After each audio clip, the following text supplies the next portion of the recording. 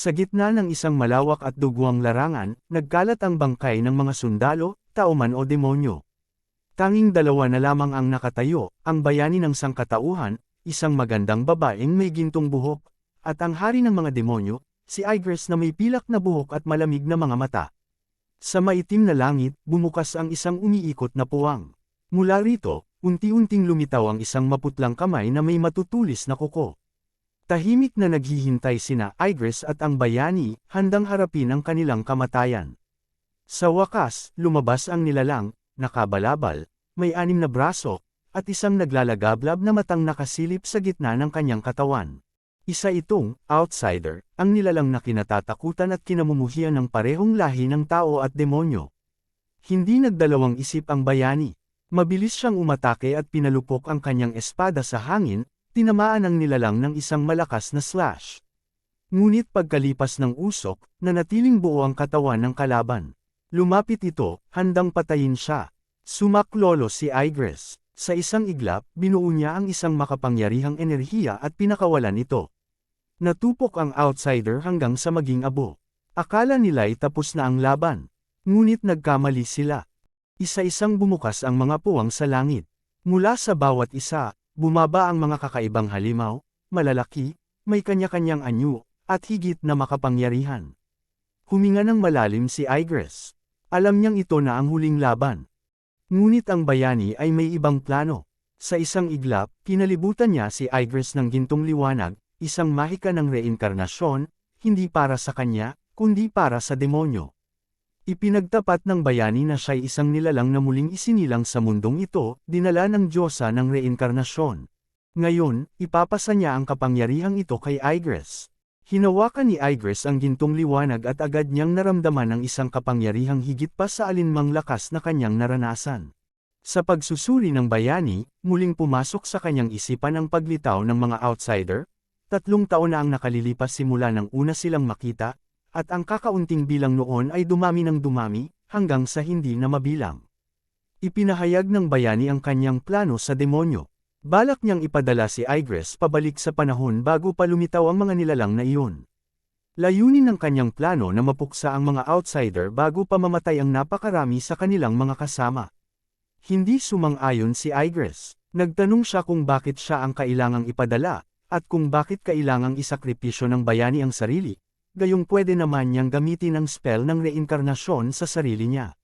Sa huli, inamin ng bayani na higit niyang pinahahalagahan ang buhay ni Igris kaysa sa sarili niyang buhay. Habang nakatayo sa gitna ng gyera, naalala ni Igris ang unang pagkikita nila, noong sinugod siya ng bayani sa kanyang kastilyo. Hindi sila agad naglaban, sa halip, nag-usap sila. At doon nagsimula ang pagkakaisa ng tao at demonyo. Sa mga panahong iyon ng kapayapaan, masaya ang lahat. Doon niya naunawaan, minahal niya si Val mula pa noong una. Ngunit ngayon, wala na siyang magagawa. Ang mahika ay may kapalit. Kailangang mamatay ang tagapagbigay nito para ito'y maging ganap. Si Val mismo ang nagpasya. Nakangiti siyang tumalikod, handang harapin ang mga halimaw. Sa huling sandali, humarap siya kay Igris at bumalong ng katotohanang matagal na niyang inilihim. Minahal din niya ang hari ng mga demonyo mula pa noong una. Sa kabila ng pagsigaw ni Igris, hindi niya magawang lumapit. Pinigilan siya ng gintong harang. Nakita niya si Val na sumugod, pinapatay ang mga halimaw isa-isa. Ngunit unti-unting napalibutan siya. Sa huli, nilamon ng kadiliman ang kanyang anyo. Sa gitna ng katahimikan, narinig lamang ang sigaw ni Igris, puno ng sakit, galit, at pagkawala. Sa isang napakalaking lugar ng labanan na kilala bilang Royal Slave Arena, nakakulong ang isang binatang nagngangalang Mello. Tahimik siyang nagsasanay ng kanyang espada sa loob ng madilim at makipot na selda. Ngunit naputol ang kanyang pagsasanay nang dumating ang isang gwardya dala ang pinggan ng kanyang pagkain. Sa harap mismo ni Mello, dumura ang lalaki sa pagkain at sinabing may espesyal siyang pampalasa na inilagay doon. Tuwang-tuwa ang gwardya habang iniinsulto ang kapalaran ng binata, isang alipin dahil sa umano'y pagkalaso ng kanyang ama ng sariling ina. Mabilis na sinagot ni Mello ang gwardya, aniyang walang kasalanan ang kanyang ina at biktima lamang ito ng inggit ng isang babaeng maharlika. Sa galit ng gwardya, agad siyang sinapak sa ulo. Natomba si Mello sa sahig. Mariing tinapakan ng gwardya ang katawan ng binata habang binibigyang diin na ang pagsalungat sa isang maharlika ay isang malaking kasalanan. Sa mga sandaling iyon, muling bumalik sa alaala ni Melo ang araw na dinakip ang kanyang inang mula sa uri ng mga karaniwang mamamayan. Sa kabila ng kawalan ng ebidensya, pinatay ito dahil sa paratang na pagpatay sa isang maharlika. Hinila ng gwardya ang kanyang buhok at pinayuhan siyang matutunan na ang kanyang lugar. Ngunit agad din siyang binitiwan, dahil ani ay may laban si Melo kinabukasan, laban sa isang maharlika. Dapat daw ay ikarangal niya iyon. Buo ang loob ni Melo, iginiit niyang mananalo siya dala ng dugo ng isang mandirigma mula sa kanyang ama. Natawa lamang ang gwardya, isang alipin na walang tamang pagsasanay at ang armas ay isang mapurol na espada, paano raw siya mananalo? Ngunit buo rin ang paninindigan ng binata, kahit mapurol, espada pa rin iyon, at kaya pa ring somugat. Pagkaalis ng gwardya, dinampot niya ang espada at agad niyang naramdaman ang hapdi sa kanyang mga palad. Namumula na ito sa rashes at blisters. Gayunpaman, pinilit niyang ipagpatuloy ang kanyang pagsasanay. Alam niyang ang panalo lamang ang tanging daan sa kalayaan. Kinabukasan, pumasok siya sa arena. Sa gitna ng hiyawa ng mga tagapanood, humarap siya sa kanyang kalaban, isang batang maharlikang nakasuot ng kompletong baluti. Si Gaston, sa halip na takutin siya, may halong pangungutya pa itong nakipag-usap. Ipinagmalaking magiging karangalan ang unang ang iyon laban sa isang dugong Habsburg na tulad ni Melo. Tinawag pa nito ang kanyang ama na nakaupo sa isang marangyang upuan sa balkonahe upang saksihan ang kanyang tagumpay. Binalaan ng tagapamagitan ng dalawa, bawal ang anumang uri ng mahika. Pareho nilang sinang-ayunan. Ngunit bago magsimula ang laban, ngumiti si Gaston, tinapik si Melo sa balikat, at bumulong na mabutit hindi niya ito susunugan gamit ang mahika, baka daw masyadong maging madali ang laban. Nagsimula ang laban. Mabilis at malupit ang unang mga atake ni Gaston. Si Melo, walang ibang nagawa kundi ang salagin ito gamit ang kanyang espada. Unti-unti, napupuno ng mga hiwa at sugat ang kanyang mukha. Hindi niya may kakaila, isang walang karanasang alipin na humaharap sa isang bihasang mandirigma. Tuluyang nabitawan ni Melo ang espada. Tiningnan niya si Gaston at mariing sinabi, sumusuko na siya. Ngunit tinuwanan lang siya ng maharlika. Hindi raw iyon laban ng pagsuko, kundi labanan hanggang kamatayan. Lalo pang nagalit si Gaston nang makita si Melo na tumatakbo palayo. Pakiramdam niya ay iniinsulto siya nito. Ngunit biglang huminto si Melo. Hinarap niya si Gaston, matahimik ngunit matapang. Nabigla si Gaston, at sa kanyang pagkainis, muli siyang sumugod. Ngunit ang mga atake niya ay naging padalos-dalos. Eksaktong inasahan ni Melo iyon. Nais niyang guluhin ang galaw ng kalaban. Ngayon, madali na niyang nailagan ang bawat atake. Sa isang iglap, tumalbog siya palapit sa mukha ni Gaston. Ngunit biglang lumitaw ang mahiwagang kalasag sa huli. Sa isang iglap, naputol ang espada ni Melo. Paalala niya sa tagapamagitan, bawal ang mahika. Pero sinagot siya nito, hindi niya raw nakita dahil sa alikabok. Inakusahan ni Melo ang buong arena ng kabulukan. Bago pa siya matapos, sinugod siya ni Gaston, pinabagsak sa lupa, at tinaga sa dibdib. Nagdiwang ang mga maharlika. Ipinroklama si Gaston bilang panalo. Si Melo, nakahandusay, habang tumutulo ang luha sa kanyang mga mata. Dahan-dahang pumikit ang kanyang mga mata, at tuluyan siyang nawalan ng malay. Ngunit biglang bumukas muli ang kanyang mga mata, ngunit hindi na siya ang dating si Melo. Pula at matalim ang kanyang titig. Ang espiritu ng hari ng mga demonyo ay bumangon. Habang nagtataas noo si Gaston, ibinida niya sa kanyang ama ang kanyang tagumpay. Ngunit biglang napansin niya ang itsura ng kanyang ama, tulala at nakatingin sa likuran niya. Nang humarap siya, nabigla sa kanyang nakita, si Melo, nakatayo at buhay. Nanlamig ang katawan ni Gaston. Hindi siya makapaniwala. Sa gitna ng pagkalito, tumakbo si Melo papalapit, walang dalang armas. Tumalon siya sa ere at pabagsak kay Gaston. Nagmadaling nagcast ng barrier si Gaston, ang parehong barrier na hindi nabasag kanina kahit gamit ang espada. Ngunit sa pagkabigla ng lahat, ang paa ni Melo ay tumugos sa barrier at tumama sa dibdib ni Gaston. Tumilapon ang batang maharlika at bumangga sa pader ng arena. Tahimik ang lahat. Maging ang ama ni Gaston ay hindi makapagsalita. Nagreklamo ang hari ng mga demonyo sa kung anong gising ang kanyang inabutan, puro bulok na Maharlika.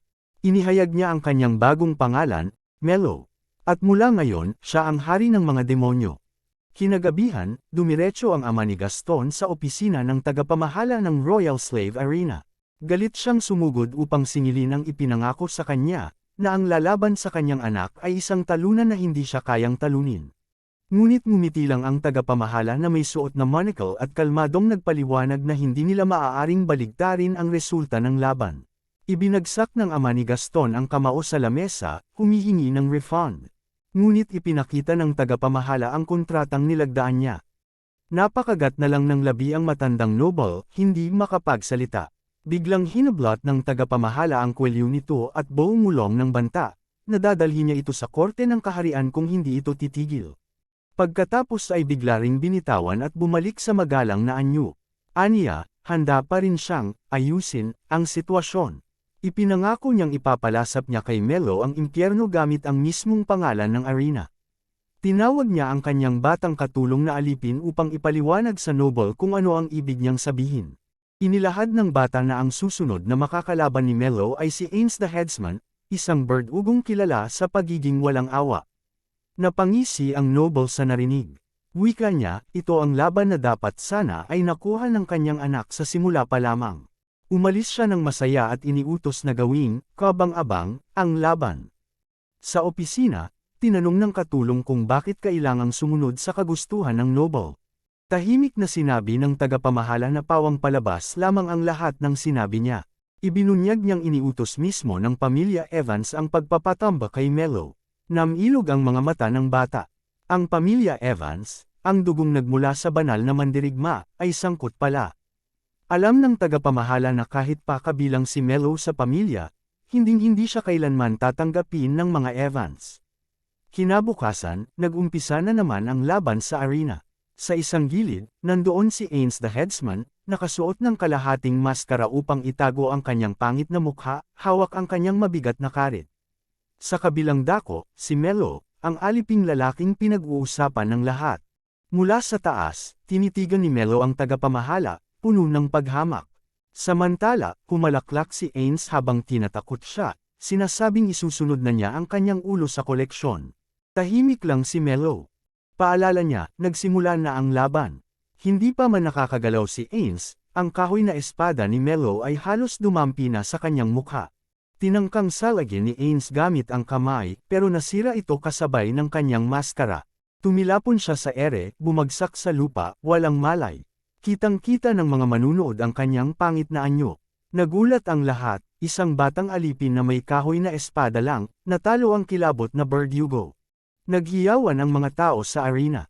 Sa likod ng entablado, mag-isa si Melo, tahimik at malalim ang iniisip. Pinag-uusapan siya ng ibang bilanggo. 8 na raw ang sunod-sunod niyang panalo, at lahat ay sa paraang hindi nakamamatay. Ngunit sa kabila ng mga papuri, iniisip ni Melo kung gaano pa siya kahina kumpara sa dati niyang sarili.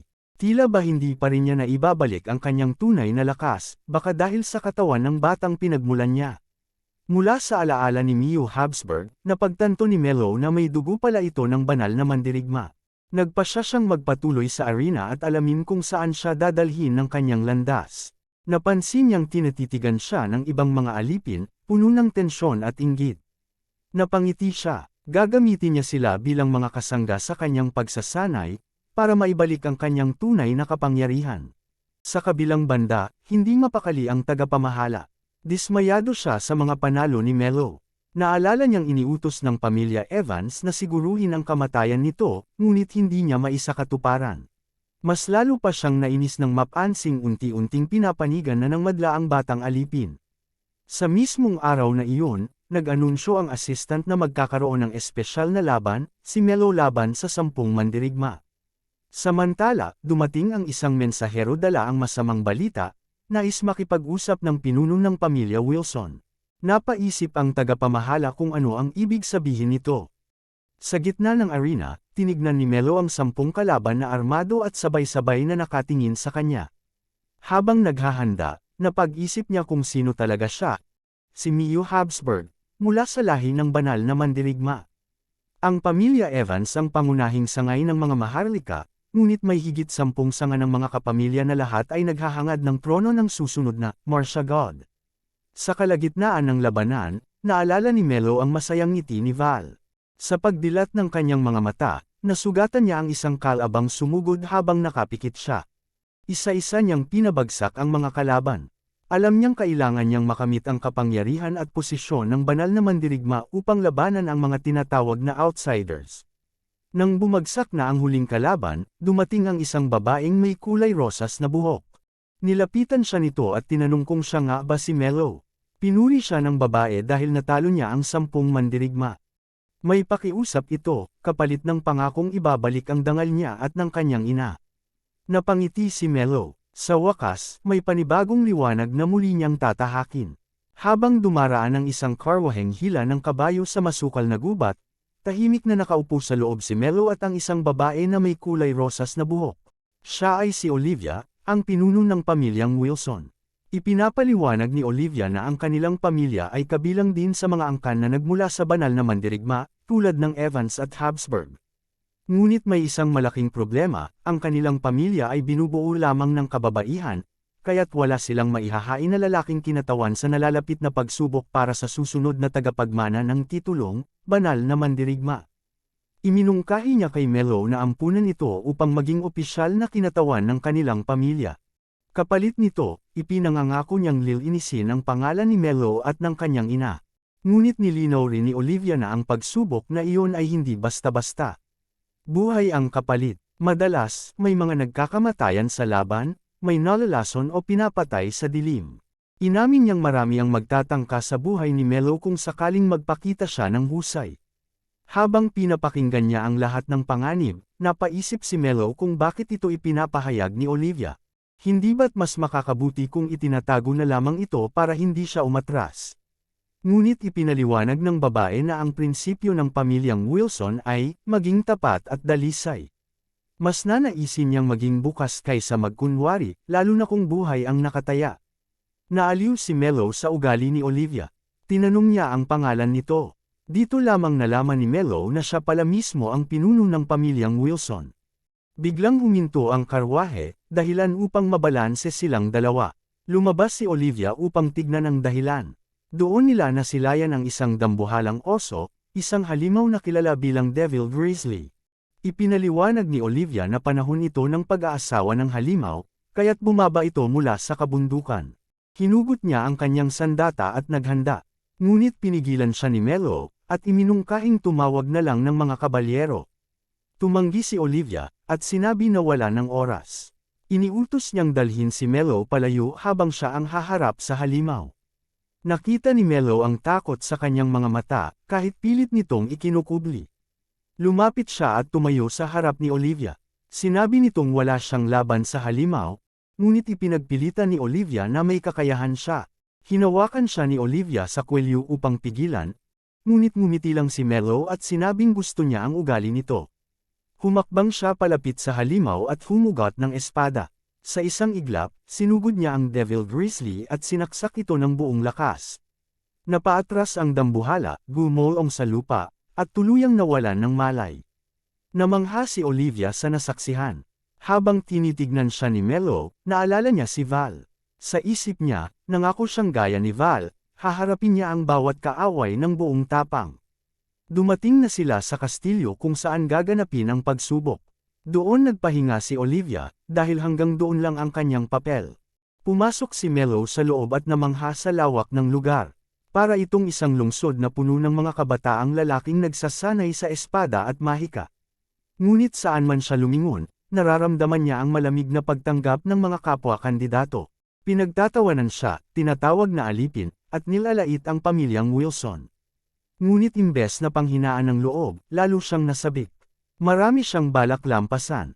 Habang naglalakad si Melo sa loob ng pasilidad, sinusubukan niyang hanapin ang dormitoryo. Isang binatang may palangiting mukha ang biglang tumawag sa kanya. Ipinakilala nito ang sarili bilang Jasper, at may alok agad na tulong. Napansin daw niya na mukhang naliligaw si Melo. Ngunit hindi siya pinansin ni Melo, at patuloy lang sa paglalakad. Humabol si Jasper, sinisikap pa ring kausapin siya. Binalaan niya si Melo na ang mapa na ibinigay sa kanya sa gate ay peke. Paliwanag ni Jasper, isang kandidato ang nagbayad sa tagabantay para ibigay iyon kay Melo at lituhin siya. Nagboluntaryo si Jasper na gabayan siya sa tamang daan. Habang naglalakad sila, ipinaliwanag ni Jasper na ang lugar na iyon ay sentro ng pagsasanay para sa mga kandidato mula sa iba't ibang sangay ng mga maharlikang pamilya. Pagkatapos ng pagsubok, pipiliin kung sino ang magiging susunod na Divine Warrior, batay sa galing sa espada at iba pang kakayahan. Ipinaliwanag pa niya na may mga ranggo mula A at S. Matagal na raw mula nang may umabot sa S rank. Pagpasok nila sa isang gusali, napansin ni Melo na tila masyado itong madilim at malamig para tawaging dormitoryo. Sinabihan siya ni Jasper na maraming kandidato ang ayaw sa kanya dahil sa pagiging dating alipin. Binuksan ni Jasper ang isang pinto, at bumungad sa kanila ang isang silid na puno ng mga lalaki na may hawak na mga kahoy na armas, halatang sabik siyang saktan. Doon inamin ni Jasper ang totoo, isa rin siya sa mga may galit kay Melo. Inutusan niya ang mga lalaki na ipakita kay Melo ang pagkakaiba ng mga antas ng isang tunay na noble at isang alipin. Alam niyang si Jasper ay may husay sa politika, at ginagamit ang yaman at pangalan ng pamilya para buuin ang sariling alyansa. Sa gilid, binigyan si Jasper ng isang upuan ng kanyang kanang kamay para mapanood ang panggugulpi sa alipin. Pinuri ng tauhan ni Jasper ang plano ng kanyang amo. Ayon sa kanya, ito raw ang pinakadakilang hakbang para takutin ang ibang kandidato at mapalawak pa ang impluwensya ng kanilang alyansa. Sa tingin ng tauhan, si Jasper ang karapat-dapat maging susunod na Divine Warrior. Nagtanong si Melo kung saan siya makakakuha ng sariling kahoy na espada. Pinagtawanan siya ng isa sa mga lalaki, sabay sabing wala siyang makukuhang kahit anong sandata. Lumapit pa sa mukha ni Melo ang isa sa kanila at sinabi na magiging isang panig lamang ang laban, bagbog sarado lang siya. Sa halip na matakot, napabuntong hininga si Melo. Nag-inat pa siya na parang magpapainit lang. Sa isang iglap, nawala siya mula sa gitna ng silid at lumitaw sa likod ng isa sa mga kalaban. Isang matinding chop sa leeg, agad itong nawalan ng malay.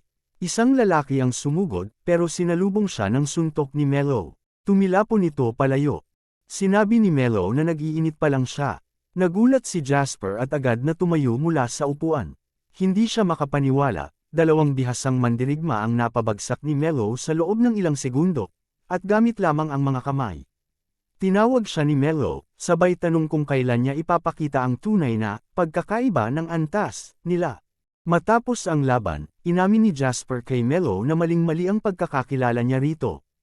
Hindi raw niya inasahan na ang angka ng Habsburg ay may kasaysayan sa larangan ng sining pandigma. Tinanong siya ni Melo kung lalaban ba siya o hindi. Sagot ni Jasper, hindi siya naniniwalang matatalo siya, ngunit sa pagkakataong ito, papayagan niya munang makalampas si Melo. Habang papalayo, tinanong ni Jasper ang kanyang kanang kamay na si Sige kung alam ba nito kung bakit siya umatras sa laban. Inamin ni Jasper na kulang pa ang kanyang kaalaman tungkol kay Melo. Ibinunyag rin niya na alam niyang galing si Melo sa Royal Slave Arena, at doon ay kinilala itong isang bihasang mandirigma. Para kay Jasper, isang mahalagang bentahe na silang dalawa lang ang nakaalam ng tunay na lakas ni Melo, at maaaring maging kapaki-pakinabang ito sa nalalapit na pagsubok. Pinuri siya ni Sige sa matalinong desisyong iyon. Ngumiti si Jasper at sinabing mula ngayon, tututukan na niya ang bawat galaw ng kalabang ito. Kinabukasan, nagtungo si Melo sa kagubatang puno ng kawayan para sa ritual ng mga bagong kandidato. Sa may pasukan ng kagubatan ay isang matandang lalaking may mahabang balbas, siya ang tagapagpatupad ng seremonya.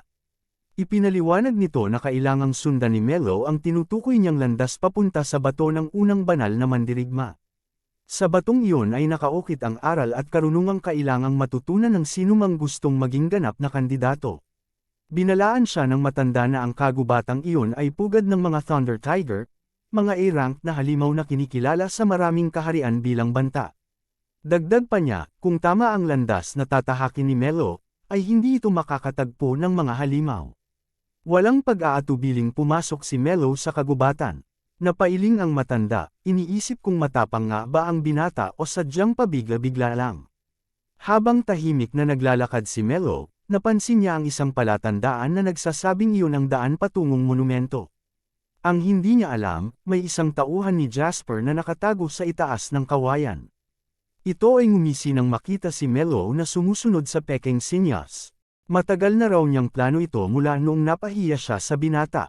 Dasal pa niya, sana'y lumunin si Mello ng mga halimaw. Maya-maya, isang Thunder Tiger ang biglang tumalon mula sa mga damuhan. Mabilis na bumunot ng espada si Mello at pinaghati sa dalawa ang halimaw. Sunod-sunod ang pagdating ng mga halimaw. Napaligiran siya ng mga mababangis na nilalang mula sa lahat ng direksyon.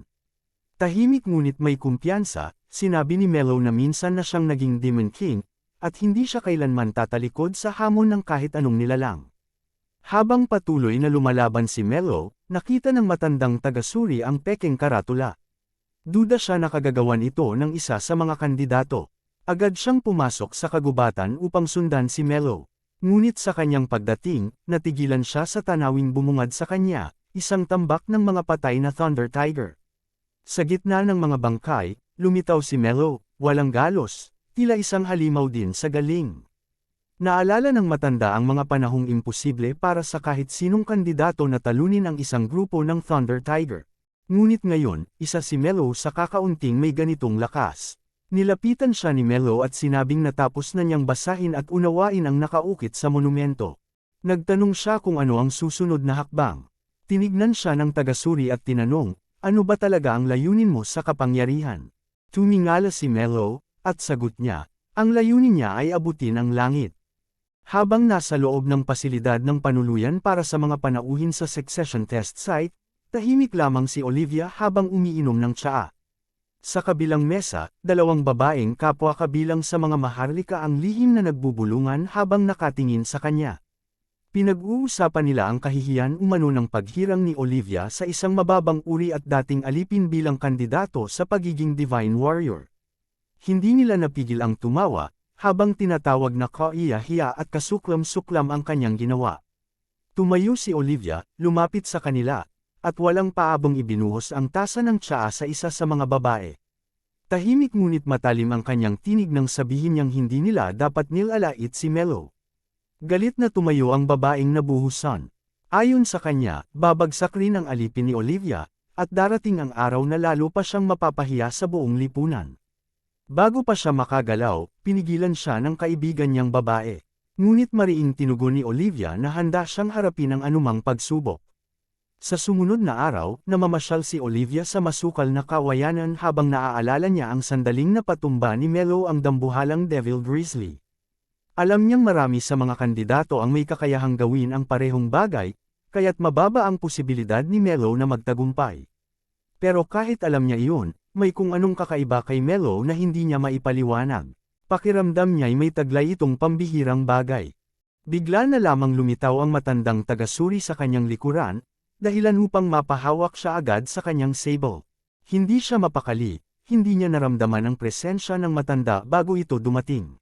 Mula sa isang tingin, alam niyang ang matanda ay hindi basta-basta, siya ang unang Divine Warrior.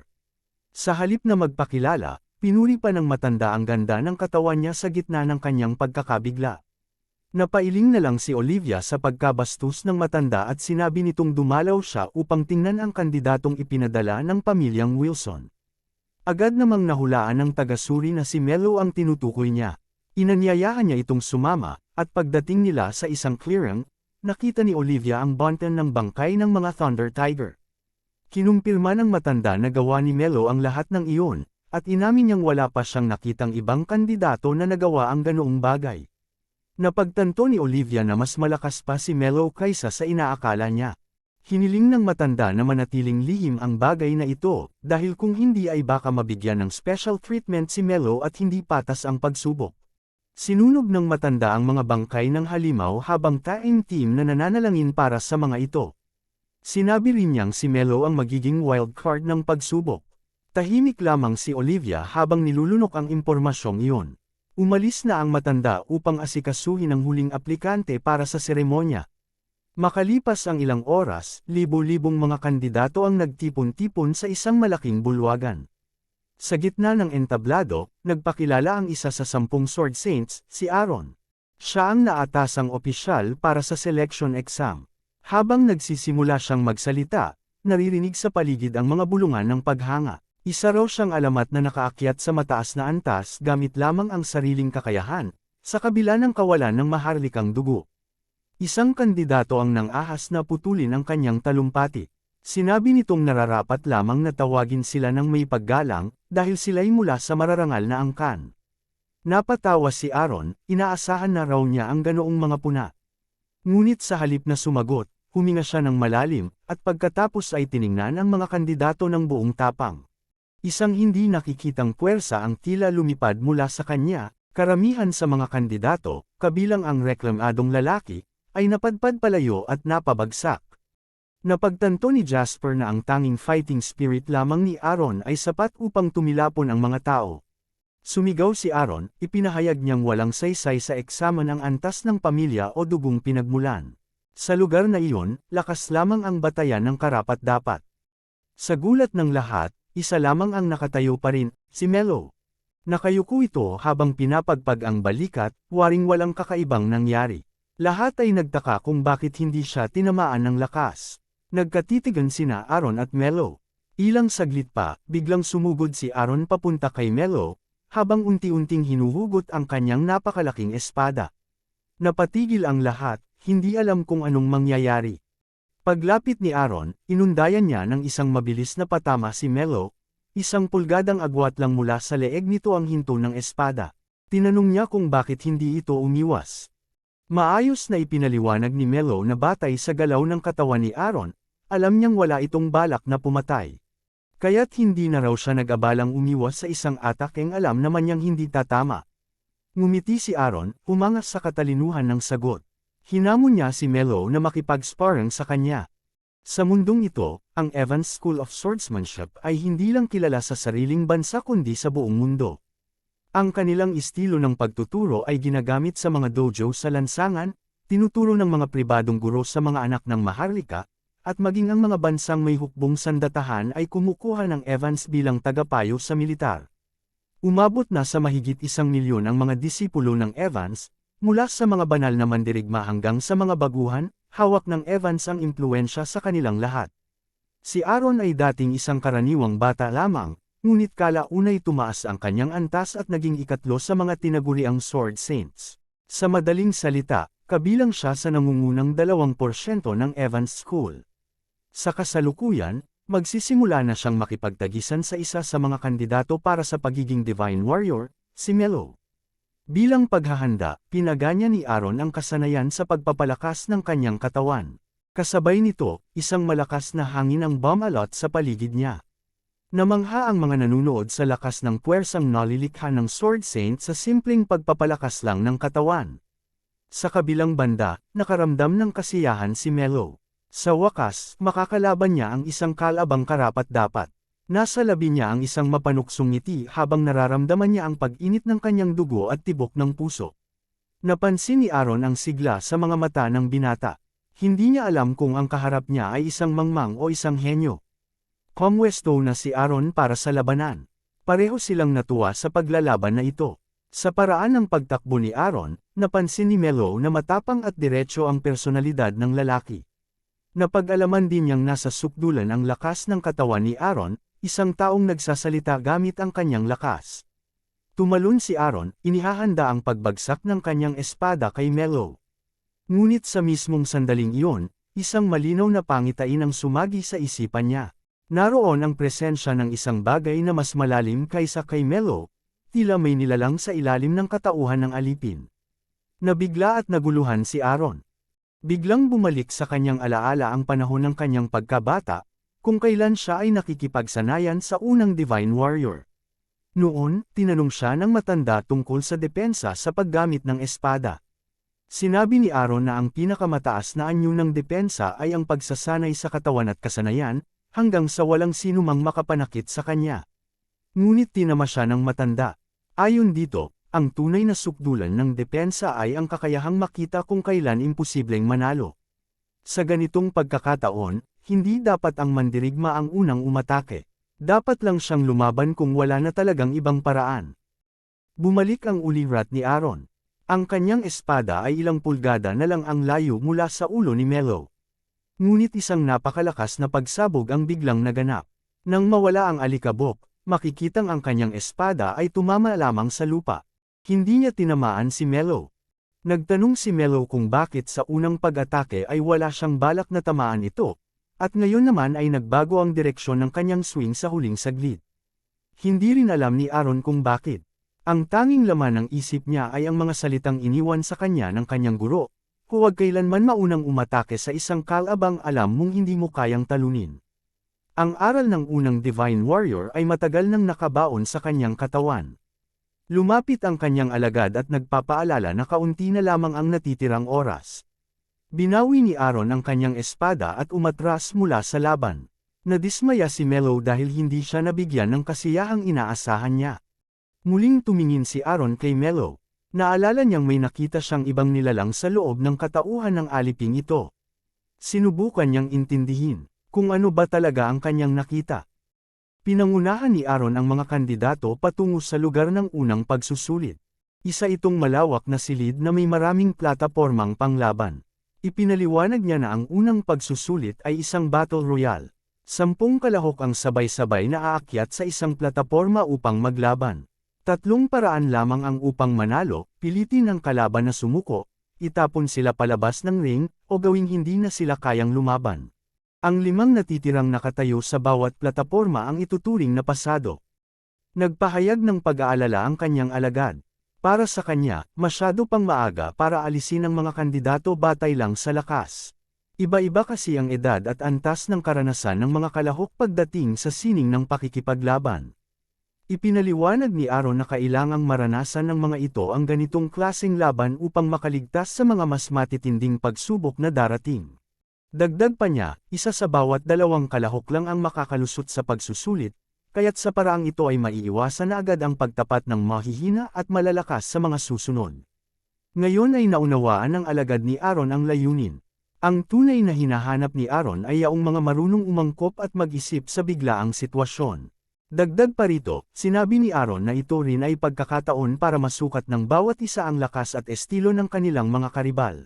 Nagsimula ang unang laban. 10 kandidato ang nasa loob ng ring, kabilang na si Jasper. Mabilis na sumugod ang isa sa direksyon ni Jasper, ngunit nasabat ito at nawala ng balanse matapos salubungin ng isa sa mga kasamahan ni Jasper. Isa-isang tumayo ang 3 lalaki sa ring at nagpahayag na sila ang personal na bantay ni Jasper. Anila, hindi nila papayagang may lumapit sa kanilang master. Nagutos si Jasper na alisin ang iba pang kalahok sa ring, at masunurin itong sinunod ng 3. Habang abala sa pakikipaglaban ng kanyang mga tauhan, nanatiling kalmado si Jasper at pinagmamasdan ang ibang plataporma. Sa di kalayuan, napansin niya ang isang kalahok na may mahaba at maputing buhok. Mula sa kinatatayuan, naramdaman niya ang napakalakas na fighting spirit nito. Isang kalahok ang biglang sumugod sa lalaking may puting buhok, ngunit sa lakas lamang ng kanyang aura, lahat ng nasa ring ay nagliparan palabas, siya lamang ang natira. Namangha si Jasper sa nasaksihan. Tinanong pa ng lalaking may puting buhok ang tagapamagitan kung ayos lang bang tanggalin ang lahat ng kalahok ng sabay-sabay. Dito, nakilala ni Jasper ang lalaki, si Max, mula sa pamilyang Evans, at apo ng unang Divine Warrior. Napaisip si Jasper, baka nasa antas na ito ng isang Sword Saint. Ibinaling ni Jasper ang pansin kay Mello. Sa platapormang iyon, nagkasundo ang lahat ng kalahok na si Mello, ang batang alipin, ang una nilang tatanggalin. Sabay-sabay silang sumugod sa kanya, ngunit tila tubig na dumadaloy si Mello sa kanyang pag-iwas. Hindi siya tinatamaan kahit isa. Lalo silang nabigo habang si Mello naman ay halatang nabuburyong, hindi siya pinapawisan. Gayong ang layunin niya ay muling mabawi ang buong lakas mula sa kanyang mga kalaban. Tahimik na pinagmamasdan ni Aaron ang kilos ni Mello. Napansin niya ang kakaibang galaw ng binata. Sa kanyang sarili, inamin niyang hindi niya pa kailanman nakita ang ganitong estilo, kahit sa loob ng Evans School. Ramdam din niyang hindi pa ibinubuhos ni Mello ang tunay na lakas nito. Saglit siyang nag-isip, baka nga mas malakas pa ito sa kanya. Ngunit agad niya ring binawi ang ideya. Baka raw iniisip lang niya iyon. Tinapunan din niya ng pansin sina Max at Jasper. Pareho rin silang kahanga-hanga. Napansin ito ng kanyang alagad, kaya't nagtanong kung bakit tila masaya ang ekspresyon ni Aaron. Ngumiti si Aaron at sinabing magiging masaya ang proseso ng paghubog. Sa mga kandidatong ito, naniniwala siyang may ilan sa kanila na maaaring maging mas malakas pa kaysa sa kasalukuyang Divine Warrior. Nasasabik siyang sanayin sila, at nangakong ipapakita niya sa kanilang lahat kung paano ang tunay na impyerno. Nagtipon ang lahat ng mga kandidato sa bulwagang kainan para sa hapunan. Tahimik na nag-iisa si Jasper habang abala sa pagbuo ng kanyang susunod na hakbang, base sa mga obserbasyong nakuha niya mula sa unang pagsusulit. Para sa kanya, si Max ang nangungunang kandidato para maging susunod na Divine Warrior. Ang isa pang umaagaw ng atensyon ay si Melo, naniniwala siyang may isa pang natatagong alon ng potensyal sa binatang iyon. Habang abala siya sa pag-iisip, may narinig siyang sigaw. Isang lalaki ang lumapit kay Melo, na kasalukuyang kumakain mag-isa. Sa pasarkastikong tono, tinanong ng lalaki kung gusto ba ni Melo ng kasamang kumain. Hindi sumagot si Melo at patuloy lang sa pagkain. Nakilala ni Jasper ang lalaking iyon, si Arthur ng angkan ng Sterling. Alam niyang isa ito sa pinakamahusay sa kasanayan, ngunit ang ugali nito ang kanyang kahinaan.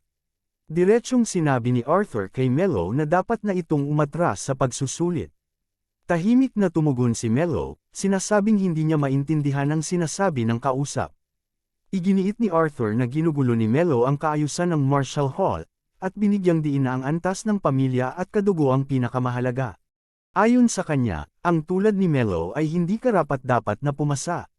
Patuloy lang si Melo sa pagkain na para bang walang naririnig. Sa inis, dinuraan ni Arthur ang plato ng binata. Sa halip na magalit, kinuha lang ni Melo ang ibang plato at nagpatuloy sa pagkain. Payak niyang sinabi na wala siyang naiintindihan sa mga sinasabi ni Arthur, at marahil ay dapat na lang nilang tanggapin na hindi sila kailanman magkasundo. Galit na sinira ni Arthur ang mesa, dahilan para ito'y mawasak. Banta niya, gagamitan na niya ng dahas si Melo. Kalma pa rin si Melo. Sinabi niyang kung iyon ang gusto ni Arthur, makikisali na lang siya sa laro nito. Ngunit bago pa sila tuluyang magsimula, namagitan si Jasper. Paalala niya, hindi pinapayagan ang mga personal na laban. Sa halip, iminungkahi niya na gawin na lamang itong isang mock training sa ilalim ng kanyang pangangasiwa. Sa parehong platapormang ginamit sa unang pagsusulit, humarap si Melo at Arthur sa isa't isa. Si Jasper mismo ang nagsilbing tagahatol. Sa isip niya, ito'y gintong pagkakataon upang masuri ang galing ng dalawa. Sinuri niya si Arthur bilang isang mandirigmang pumapantay sa mga Sword Saints. Samantala, si Melo ay inaasahan niyang maihahambing sa isang tunay na master. Pinapangarap ni Jasper na mapasali sina Max at Arthur sa kanyang grupo, ngunit alam niyang masyado silang mayabang at hindi madaling mapasunod. Kaya ngayon, itinuon niya ang atensyon kay Melo. May binabalak siya. Kung hindi susunod si Melo, plano niyang gamitin bilang bihag ang isang kamag-anak ng ina nito. At kung magmatigas pa rin, tuluyan na raw niya itong aalisin sa eksaminasyon. Bago magsimula, may sinabi si Arthur. Aniya, nagkamali si Melo sa pagsang-ayon sa isang mock battle, dahil ito ang pinakapaborito niyang paraan upang pahirapan ang iba. Pinaganya niya ang isang spell, mula sa kanyang katawan ay lumutang ang mapuputing bola, tila mga nyebe. Ibinunyag niya na ang teknik na ito ay nagbibigay sa kanya ng kakayahang basahin ang bawat galaw ng kalaban kapag pumasok na ito sa loob ng 5 metro mula sa kanya. Kilala ni Jasper ang teknik na iyon, at inamin sa sarili na kung iyon ang unang beses niyang masasalubong ang teknik na iyon, malamang na mahihirapan din siya. Naisip niya kung paano ba sasalagin ni Melo ang ganitong klase ng teknik.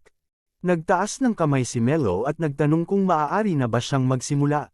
Tumango si Arthur. Sa isang iglap, nawala si Melo sa paningin ng lahat.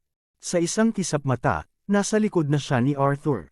Napagtanto ito ng lalaki, ngunit bago pa siya makagalaw, tinapyasan na ni Melo ang kanyang batok ng isang mabilis na siko. Malamig na sinabi ni Melo na walang silbi ang mga prediksyon kung hindi ka naman makakakilos sa oras. Tuluyang nawala ng malay si Arthur at bumagsak sa sahig. Napaupo si Jasper, nanginginig at tagaktak ang pawis. Sa isipan niya, sumisigaw siya, hindi raw posible ang ginawa ni Melo. May isang alamat tungkol kay Jasper, ang batang minalas. 5 henerasyon na ang nakalipas, ang ikalawang ranggo sa Divine Warrior Selection Exam ay iniluklok bilang pinuno ng angkang Blackwood.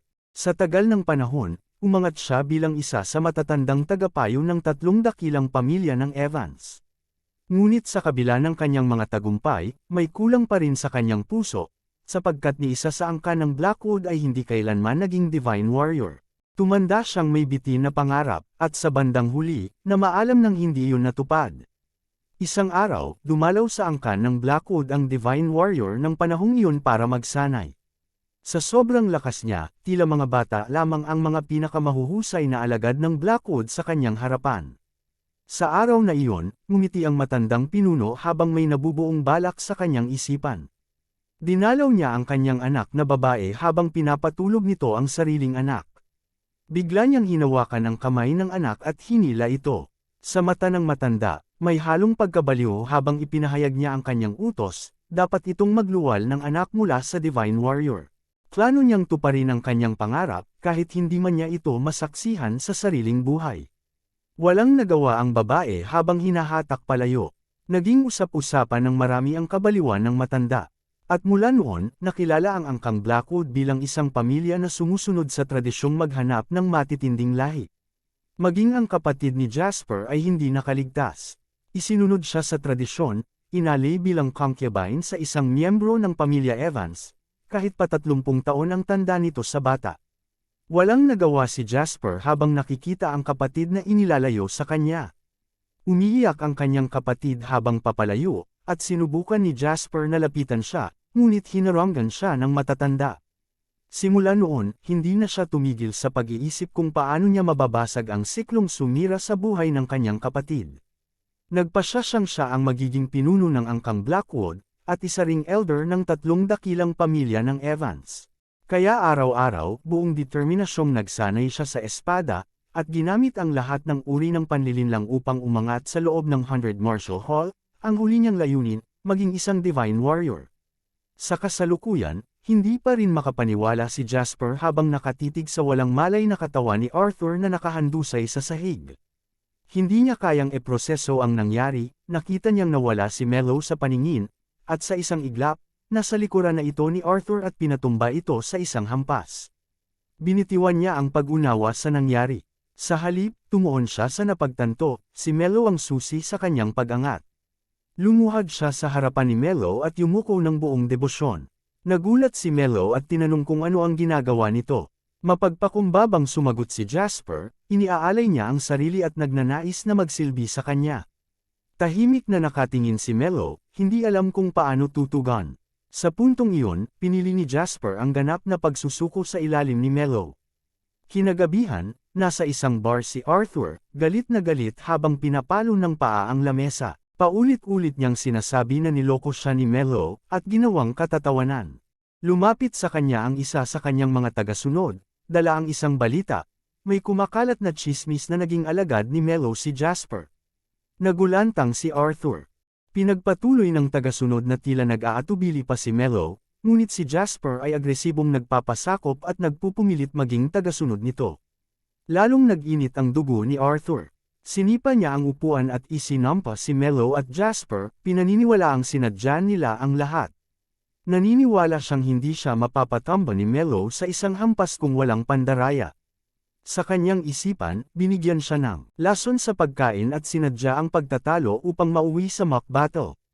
Galit niyang sinigawan ng mga kasama, tinatanong kung kaninong pamilya siya nagmula.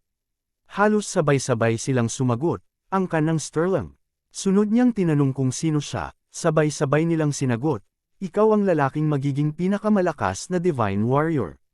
Ngumiti si Arthur sa papuri. Malakas ang sigaw niya ng kumpirmasyon, tama sila. At sa gitna ng hiyawa ng kanyang mga tagasunod, nangakong maghihiganti siya kay Mello. Sa gitna ng isang pulong ng mga instructor para sa Divine Warrior Selection Exam, inihayag ni Aaron ang susunod nilang hakbang, ang pagsasagawa ng 5-ring sacred training kinabukasan. Isa itong kontrobersyal na paraan ng pagsasanay kung saan ang mga kandidato ay ikukulong sa banal na bundok, kung saan naninirahan ang mga dragon, sa loob ng 3 buwan. Tumutol ang ilan sa mga instructor. Ayon sa kanila, tiyak na 80% ng mga kandidato ang hindi makakatapos at tatalikod sa proseso. Ngunit walang bahid ng pag-aalinlangan si Aaron. Hindi raw siya nababahala sa dropout rate, sapagkat ang layunin niya ay makalikha ng pinakamalakas na Divine Warrior sa kasaysayan. Naniniwala siyang ang kasalukuyang batch ay may kakayahang tumupad sa pangarap na iyon. Dagdag pa niya, siya mismo ang mananagot sa paghahanda sa mga kandidato. Isang buwang personal na pagsasanay ang ipagkakaloob niya upang matutong ipagtanggol ang sarili sa loob ng banal na bundok. Inihayag din niya na isasagawa nila ang Sacred Combat Aura Selection, ang mga papasa rito ay makakasama sa 5-ring Sacred Training, habang ang mga hindi pa handa ay dadaan muna sa karagdagang pagsasanay sa ilalim niya. Kinabukasan, tinipon ang lahat ng kandidato sa isang arena. Ipinaliwanag sa kanila na ang Sacred Combat Aura ay isang lihim na teknik na nilikha upang labanan ang mga halimaw. Ayon sa alamat, ang pagkatuto nito ay katumbas ng pag-unawa sa pinakabuod ng sining ng pakikipaglaban. Tinawag ng isa sa mga instructor si Max upang lumabas sa gitna ng ring. Doon, pinakawalan niya ang kanyang raw combat aura. Napakalakas nito, para itong halimaw na tigre sa presensya. Namangha ang mga kandidato sa lakas nito, at lalo pang humanga si Aaron, dahil alam niyang hindi pa iyon ang buong lakas ni Max. Ilang saglit pa, biglang sinigawan ng isa sa mga instructor si Melo dahil wala siyang Sacred Combat Aura. Tahimik lamang si Melo at sinabing hindi man lang niya naisip na matutunan ito. May kay-abangang ngiti sa kanyang labi na ikinalito ng instructor. Tinanong siya kung paano siya nakapasa sa unang pagsusulit kung wala siya nito. Gusto sanang sabihin ni Melo na ginamit niya ang Demon Aura, ngunit ang sinabi niya ay ginamit lamang niya ang martial arts. Nagtawanan ang ibang mga kandidato at tinawag siyang mahina. Sa isang tabi, lihim na natawa si Jasper sa kamangmangan ng iba. Sa kanyang isipan, hangal ang sinumang hindi nakikita ang tunay na kapangyarihan ng kanyang Panginoon. Napansin niyang hindi lang siya ang nakaintindi, si Aaron at ilan pa sa mga instructor ay tila naunawaan na rin ang katotohanan. Sa damdamin ni Aaron, tila muling bumilis ang pintig ng kanyang puso. Ngayon lang siya nakakita ng isang taong ganito kalakas kahit wala pang combat aura. Humingi si Melo ng pahintulot na makasama sa pag-akyat sa banal na bundok. Ngunit hinawakan siya ni Aaron sa balikat at mahinahong ipinaliwanag na kailangan niya munang manatili ng isang buwan para sa remedial training. Nakaramdam si Melo ng kahihiyan. Para bang nalapastangan ang sarili niyang dangal.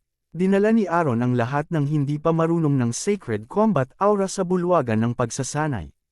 Doon, itinuro niya ang mga batayang kaalaman, ang teknik ay pinapatalas ang pandama hanggang sa maabot ang ika-6 na pakiramdam. Sa ganitong antas, kaya nang basahin ang kilos ng kalaban at maunahan ito na para bang may kakayahang silipin ang hinaharap.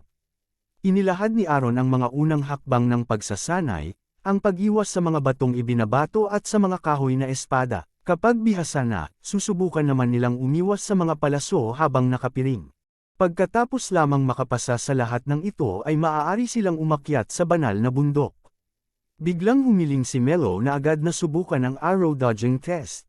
Umismid ang ibang kandidato, iniisip na napakayabang ng alipin.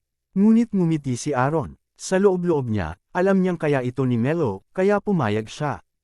Nakapiring si Melo habang pinalibutan ng mga lalaking may hawak na pana mula sa iba't ibang direksyon. Sabay-sabay nilang pinakawalan ng mga palaso. Tumama na ang mga ito sa loob ng distansya, ngunit nanatiling hindi gumagalaw si Melo. Sa isang iglap, nasalo niya ang lahat ng palaso gamit lamang ang kanyang dalawang kamay. Natahimik ang lahat, si Aaron at ang iba pang instructor ay halos hindi makapaniwala. Buong paghanga nilang tinitigan si Melo, habang banibitawan nito ang isa sa mga palaso at malamig na sinabi kay Aaron. Sayang lang ang oras ko dito. Sa loob ng banal na bundok, isang kandidato ang tumatakbong desperado, sugatan sa buong katawan. Habang habol hininga at duguan, bigla siyang nasalubong ng isang dambuhalang serpentinong halimaw, ang basilisk. Napako siya sa kinatatayuan habang nakatitig sa nakakakilabot nitong mga mata. Sa isang iglap, naging bato ang kanyang katawan. Walang alinlangan, itinulak ng basilisk ang estatwa, at sa pagbagsak nito, nabasag ang ulo mula sa katawan. Samantala, sa ibang bahagi ng bundok, nakapikit si Jasper habang nakaharap sa isa ring basilisk. Nang umatake ang halimaw, agad niyang naramdaman ang paggalaw nito at mabilis na naiwasan ang tama. Sa isang mabilis na galaw, tinaga niya ang isa nitong paa. Kumuha siya ng makapal at mahabang karayom at inihagis ito sa likod ng halimaw ng may lakas na sapat upang tumagos ito at lumabas sa kabilang panig. Sa huli, tinaga niya ang ulo nito at tuluyang pinaslang. Napabuntong hininga si Jasper. Wika niya, hindi na siya kailangang mag-alala sa pagkain. Napaisip siya tungkol sa kanyang Panginoon, si Melo. Naalala niyang naiwan ito sa ibaba, at natanong sa sarili kung ano na kaya ang ginagawa nito ngayon. Sa kabilang dako ng bundok, si Melo ay nakatayo sa gitna ng maraming bangkay ng basilisk, lahat nakatusok sa malalaking kahoy na tulos na parang kebab. Kalmado niyang sinabi na sapat na ang mga iyon upang tustusan ang pagkain niya sa loob ng 3 buwan. Tumungo siya sa isang kubo kung saan may mga estante na puno ng mga aklat. Napangiti siya sa ideya ng pagsisimula ng kanyang pag-aaral. Binuksan niya ang unang aklat, at nadiskubreng halos magkapareho lang ang pundasyon ng Sacred Combat Aura at Demon Combat Aura. Ang bawat kandidato ay binigyan ng mga aklat na tutulong sa kanilang pag-unawa sa Sacred Combat Aura sa loob ng 3 buwang pagsasanay sa banal na bundok. Layunin ng mga aklat na matutunan ng mga kandidato ang prologue ng Sagradong Manual ng Pamilya Evans. Napangisi si Melo sa sarili, hindi niya inaakalang matututo rin siya ng teknik na ito. Naalala niya si Val at ang kagandahan ng paraan ng paggamit nito ng aura. Nag-isip siya ng tamang salitang makapaglalarawan nito, at sa huli ay tinawag niya itong maganda. Naging inspirasyon niya ito upang paghusayan palalo ang sarili, upang hindi siya tingnan ni Val na mahina. Habang binabalikan niya sa isip ang nalalapit na pagharap nila sa hukbo ng mga outsider, lalong tumibe ang kanyang determinasyong maging malakas. Ginugol niya ang mga araw sa pagbabasa, sa pagtutok sa pagpapalabas ng aura sa kanyang palad. Sa ibang sandali, siya'y kumakain, sa iba na may nagmumuni-muni habang pinapatalas ang kanyang lakas. Habang pinapalakas ang sarili, unti-unti rin niyang natutunan kung paano saluhin at isama sa sarili ang aura ng basilisk. Damang-dama niya ang tuloy-tuloy na paglakas, at para sa kanya, napakasarap ng pakiramdam na iyon. 1 buwan ang lumipas, dumating si Aaron sa kanyang kubo. Tinawag niya si Melo, ngunit walang sagot. Kaya siya na mismo ang nagbukas ng pinto, at nadatnan ang binata na natutulog sa ibabaw ng sangkatutak na aklat. Napangiwi ang Sword Saint sa itsura ng pagkakatulog nito. Nagising si Melo at agad na tumayo. Ipinagmalaki niya kay Aaron na nabasa na niya ang lahat ng aklat at isinabuhay ang mga ito sa pagsasanay. Akala ng Sword Saint ay nagbibiro lang siya. Ngunit ipinaliwanag ni Melo na dati na siyang nakakabisa ng teknik na may parehong pundasyon, kaya mabilis niya itong natutunan. Pagkatapos, pinakawalan niya ang kanyang combat aura. Umangat ang bughaw na liwanag, napakatindi ng presensya nito na napatigil si Aaron. Sa isipan niya, naguguluhan siya kung tao pa ba talaga si Melo. Sa wakas, nasabi niyang, maganda ang aura nito. Pinatay ni Melo ang kanyang aura at seryosong sinabi na may problema siya sa sagradong aklat ng Evans. Nilinaw niya na ang mga tagubilin doon ay kulang at hindi praktikal. Napaungol si Aaron, hindi sa inis, kundi sa sobrang kalituhan. Labis ang pagkabigla ni Aaron nang marinig mula kay Melo na may mali sa sagradong manual ng aura. Para kay Aaron, imposible ang ganoong pahayag. Ang manual ay isinulat mismo ng tagapagtatag ng kanilang paaralan, isang alamat sa kasaysayan ng pakikidigma. Napansin ni Melo na ayon sa mga lumang tala, ang tagapagtatag ay kaya umatake gamit ang kanyang aura mula sa 50 metrong distansya, hinahati ang kalaban sa isang iglap. Gayunpaman, sa kasalukuyang panahon, wala ni isa sa pamilya Evans ang nakagagawa nito, at kahit si Aaron ay may limitasyon lamang na ilang metro. Ngunit para kay Melo, mas mahalaga ang patunay kaysa sa teorya. Kasunod ng tensyon, sabay silang lumabas ng kubo upang patunayan ang punto. Sa paglabas, pinakawalan ni Melo ang kanyang aura, isang marikit, paikot-ikot na enerhiya na tila sumasayaw sa hangin. Muli itong pinanood ni Aaron, at kahit alam niyang hindi ito sanay dati sa paggamit ng aura, hindi niya maiwasang mamangha sa antas ng kontrol ng binata. Ang isang taong hindi pa marunong ilang linggo ang nakalilipas, ngayoy tila isa ng bihasang mandirigma. Habang iniisip ng Sword Saint ang posibilidad ng pagkukulang sa manual, napansin niya ang kakaibang reaksyon ng espada ni Melo. Sa tindi ng konsentrasyon ng binata, bigla nitong pinakawala ng isang putol na atakeng may kasamang matinis na ugong. Tumama ito sa isang punong nasa malayo at malinis na nahati ang katawan nito. Tinansya ni Aaron ang distansya, halos 50 metro. Hindi makapaniwala ang Sword Saint sa nasaksihan.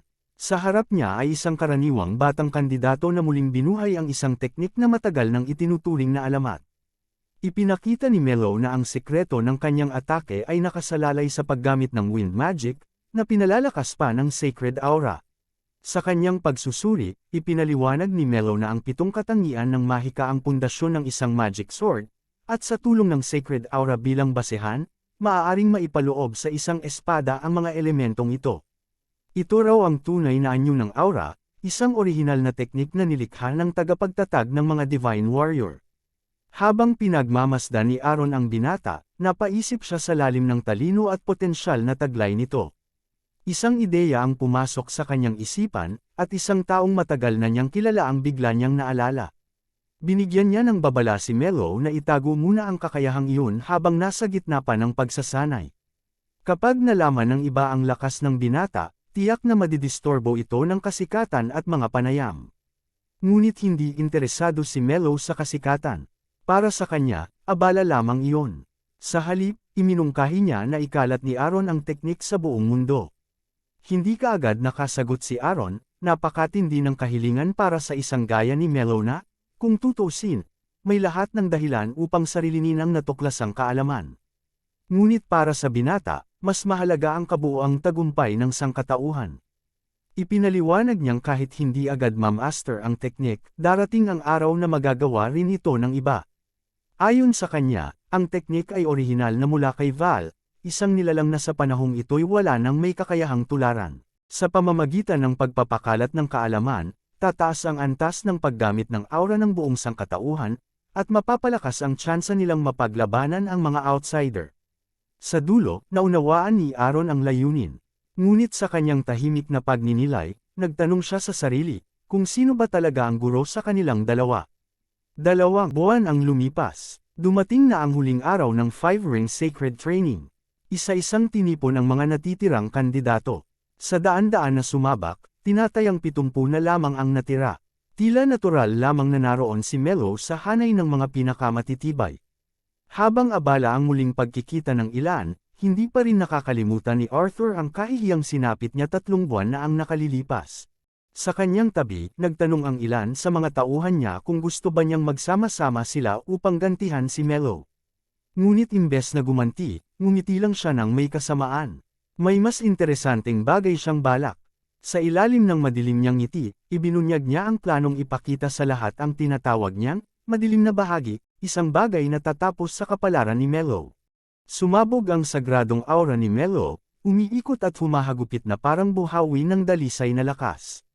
Nabigla ang mga tagapanood, iniisip kung paano sa loob lamang ng ilang buwan ay natutunan ito ng binatang minsang hindi marunong gumamit ng aura. Bukod pa rito, galing siya sa isang mababang antas ng lipunan, dahilan upang lalong ikagulat ng marami ang nasaksihan. Nanlilisik ang mga mata ni Arthur sa hindi makapaniwalang ekspresyon, napansin ni Jasper na nagsimula ng magbulungan ang mga kandidato, kahit ang mga hangal sa grupo ay napansin na ang kakaiba. Ngunit ang kanilang pagkaunawa kay Melo ay napakababaw pa rin. Hindi lamang dami ng aura ang dahilan kung bakit siya kahanga-hanga, kundi pati ang pino at maringal na daloy ng enerhiya, na higit pang hamasa kumpara noong 2 buwan na ang nakalipas. Tahimik na pinagmasdan ni Aaron ang mga piling mag-aaral. Sa nakikita niyang antas ni Melo, sapat na itong patunay na handa na ito para sa susunod na yugto. Matapos suriin ang sagradong enerhiya ng lahat, ipinasa niya ang buong grupo. Ngunit walang panahon para magpahinga. Ang isang divine warrior ay inaasahang makakuha ng respeto at tiwala, at ang mga koneksyong mabubuo sa loob ng bulwagang ito ay magiging kayamanang dala nila habang buhay. Sa bagong yugto ng selection, kinakailangan nilang bumuo ng isang pangkat na binubuo ng hindi bababa sa 5 katao. Maaaring magtatag ng bagong grupo bilang pinuno, o sumali sa umiiral na. Dahil may itinakdang deadline, kailangang kumilos agad ang lahat. Nataranta ang karamihan. Hindi madali ang makalikom ng 5 kasapi. Subalit para sa dating hari ng demonyo na minsang pinamunuan ang libu-libong tauhan, isa itong bagay na kayang-kaya. Nais niyang unahin ang pananakot, at pagkatapos ay supilan ang iba sa pamamagitan ng kaunting dahas. Ngunit hindi na niya kinailangang gawin ito.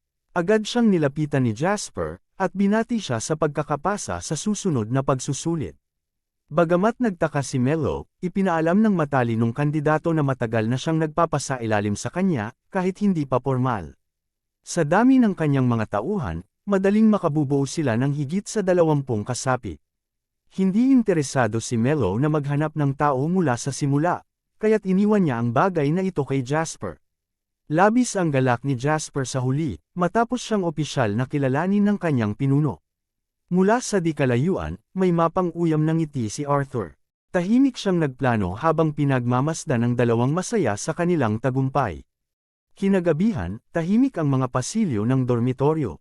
Mahimbing ang tulog ni Melo, humihilik at may laway pang tumutulo mula sa kanyang bibig, tanda ng lubos na ginhawa.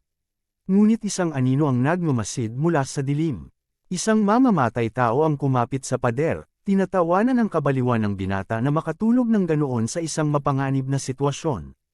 Buo na ang kanyang plano, isasaksak niya ang espada sa dibdib ng binata, direkta sa puso upang masigurong wala nang makapagsalba. Ngunit nang isaksak niya ito sa higaan, biglang nawala ang katawan ng biktima. Isang malamig na tinig ang umalangaw sa likuran. Mali ang pinili ng mamamatay tao. Napako siya sa kinatatayuan habang ramdam ang matinding presensya na lumalamon sa paligid. Isang patalim ang dumampi sa kanyang leeg. Alam ni Melo kung sino ang nagpadala sa kanya. Sa titig nitong walang awa, inutusan niya ang mamamatay tao na dalhin siya kay Arthur. Sa gitna ng kagubatan, nagkakatuwaan sina Arthur at ang kanyang mga tauhan habang may hawak na mga tasa ng alak. Kumpiyansa sila na napaslang na nila ang sagabal na si Melo. Ang maruming lihim ng pamilya Sterling ay unti-unting naibubunyag, ang kanilang lihim na kalakalan ay pagpaslang. Si Jasper, bugbog at nakatali, ay pinagkatuwaan rin. Tinawag siyang inutil. Inihayag ni Jasper na delikado na kung papatayin nila ang kapwa kandidato, ngunit wala siyang pakialam. Para sa kanya, normal lang sa mga fraksyong magpatayan para sa kapangyarihan. Balak nilang manipulahin ang ebidensya upang hindi sila mapaghinalaan. Bagamat halos wala ng lakas, ipinagsigawan ni Jasper na mga hangal sila. Hindi basta-basta mapapabagsak ang kanyang pinuno. Nagulat si Arthur, hindi niya inakalang ang malamig at tusong Jasper ay may taong pinahahalagahan. Binanggit niya ang kasaysayan ng pamilya ng binata, kung paanong ibinenta ang kanyang kapatid na babae bilang isang concubine sa isang matandang lalaki. Tinuligsan niya ang paniniwalang pwedeng sirain ang tradisyon ng martial arts na nakabatay sa lakas ng lahi. Sa kanya, kahit sariling anak o asawa ay ipagpapalit para sa kapangyarihan. Ngunit bago pa siya makapagsalita pa, may malakas na tunog na narinig sa likod. Ang mamamatay tao ay nakahandusay, bugbog at nakatali. Lumakad si Melo palapit. Ang kanyang presensya ay biglaang pumuno sa paligid, malamig at nakakayanig. Sa harap ng lahat, tinawag niya si Arthur bilang tunay na huwaran ng kabulukan. Bumaling siya kay Jasper, narinig ang kasaysayan nito at ang mga pagsubok na pinagdaanan para sa pamilya. Dati inakala niyang pansariling interes lang ang dahilan ng pagkilos ni Jasper, ngunit ngayon, nakita niyang may lalim at paninindigan ng binata. Pinakalma niya ito, tiniyak na ligtas na siya. Sa paligid, nangangatog ang mga tauhan ni Arthur. Ipinangako ni Melo, hindi niya kailanman kaaawaan ang sinumang susubok saktan ang mga taong itinuturing niyang pamilya. Maraming salamat mga kazen. Abangan ang susunod na kabanata. Please like at i-share sa mga friends mo at ayain silang mag-subscribe kung nagustuhan mo ang ating kwento ngayon. Maraming salamat po.